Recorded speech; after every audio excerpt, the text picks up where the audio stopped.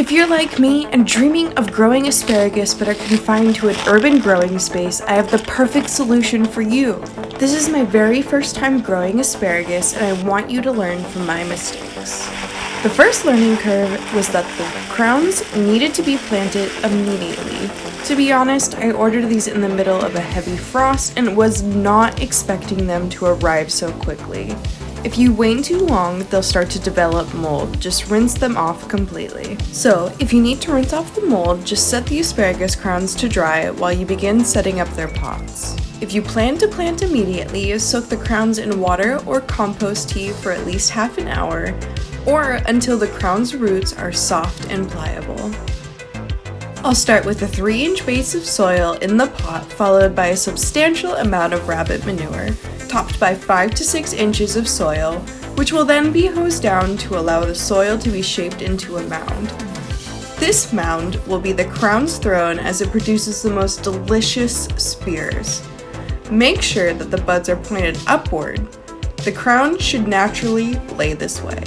Once the crown is placed, I added a scoop of manure to each, and then I also added several inches of soil. So I decided I wanted to try and grow them myself, so I looked for the biggest pots that I could find. Since we live in town, I wanted to be able to take this incredible perennial food source with us wherever we may go.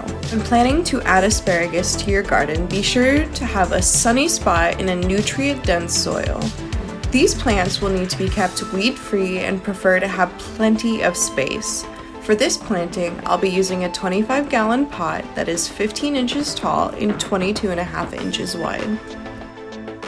As the spears start to shoot out of the soil, add more to insulate roots during extreme weather. You can also use straw.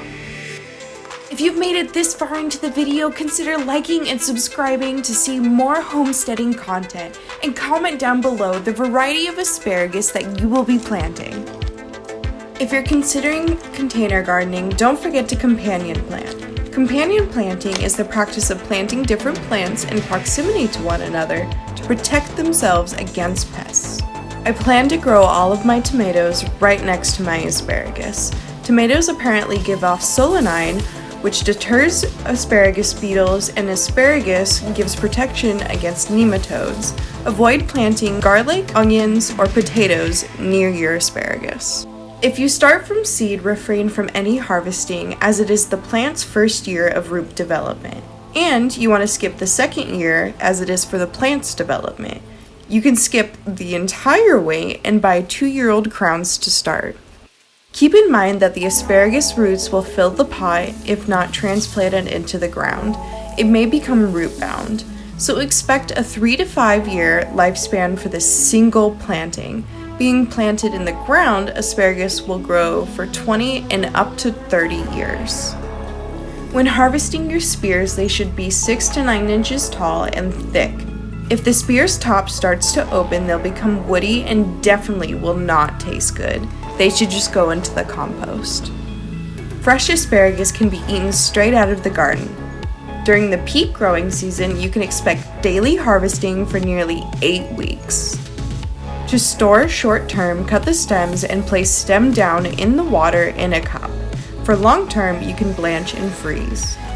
We live in a world where our diets have become heavily reliant on annual crops, but it's time to change that. The need for a more sustainable food system has never been greater, and planting perennial food is one of the best ways to achieve that. Perennial food are crops that come back year after year, providing a consistent and sustainable food source. Unlike annual crops, which need to be replanted every year, perennial crops have deep roots that help protect the soil, retain moisture, and reduce erosion. This makes them ideal for use in a food system that is both environmentally friendly and nutritionally rich. Another advantage of planting perennial food crops is that they're much more nutritious than annual crops.